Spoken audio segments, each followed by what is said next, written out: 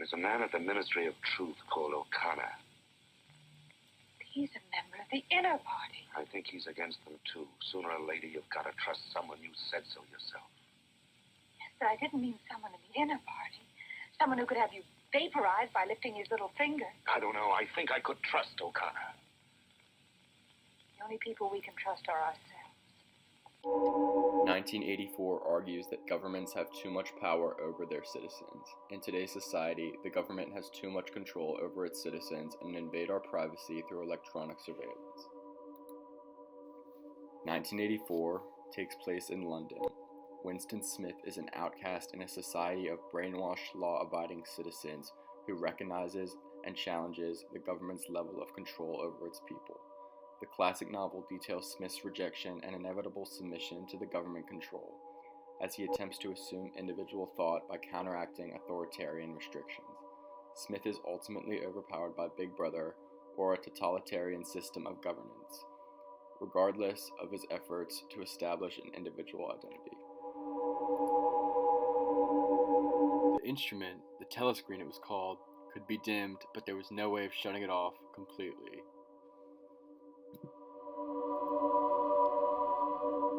This shows the government's invasion of privacy is not optional, and citizens lack the ability to create independent livelihoods.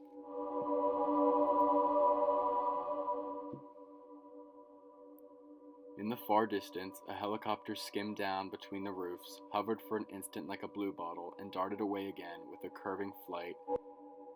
It was the police patrol, snooping into people's windows. The government is surveilling its people by flying a helicopter and looking through their windows, without trying to be secretive at all. This shows the dominance of authority and its intimidating presence in a day-to-day life. Government control causes controversy in contemporary society as well. In today's society, the government has too much control over its citizens and invades our privacy through electronics, only in more discreet ways.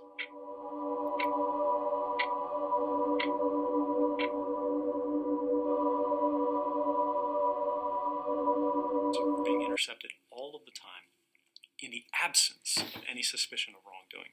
And this was something that was occurring without our knowledge, without our consent. One of his concerns about GCHQ, that's the government's electronic ears and eyes, was its ability to hack into our personal data on our smartphones. It's called Computer Network Exploitation, or CNE. He told us about a secret GCHQ training program codenamed Smurfs, after cartoon characters devised by the Belgian comic artist Peyo.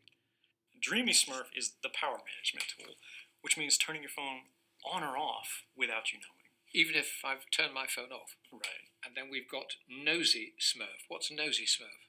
Nosy Smurf is the hot micing tool. So for example, if it's in your pocket, they can turn the microphone on and listen to everything that's going on around you. Tracker Smurf. What's Tracker Smurf? That's a geolocation tool which allows them to follow you with a greater precision. They want to own your phone instead of you. The government is collecting and analyzing the content of communications of foreigners, talking to persons inside the United States, as well as collecting much more without a probable cause warrant.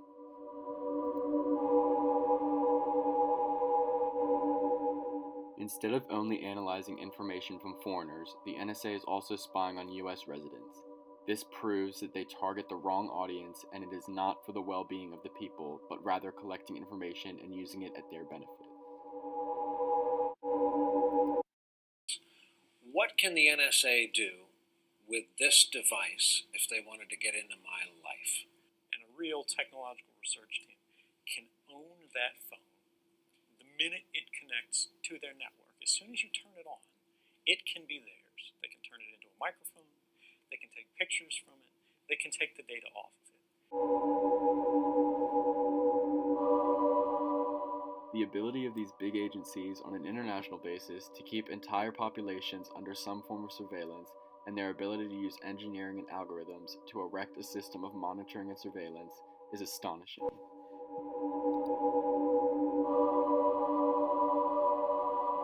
When I'm looking something up on the internet, like buying like a dress or something, it always comes up on my Instagram as an ad for like another store so that I can buy theirs because it's like cheaper or something. My mom works for the government, and when I call her, she listens to the phone calls, or the government listens to the phone calls in that sense. And you can definitely tell because unlike me calling a friend, in the government, you can, when they're listening in, it sounds like a crumpled piece of papers in the back. And they do it for our security, but it's still invasion of privacy when it comes to that. However, some may argue that the government has a healthy amount of control over its citizens. Compared to many other countries, like North Korea, we have a lot of freedoms that we take advantage of. A Canadian woman has been sentenced to 7 years in prison for killing her friend, after evidence found in a Facebook selfie linked her to the murder.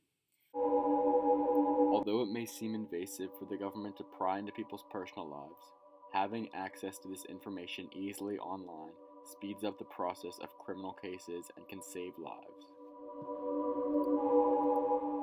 In order to preserve one's identity as a separate entity from the government, we must filter what we put on the internet and social media. But consider what would happen if Americans turned a blind eye to the government and let Big Brother take over. Long live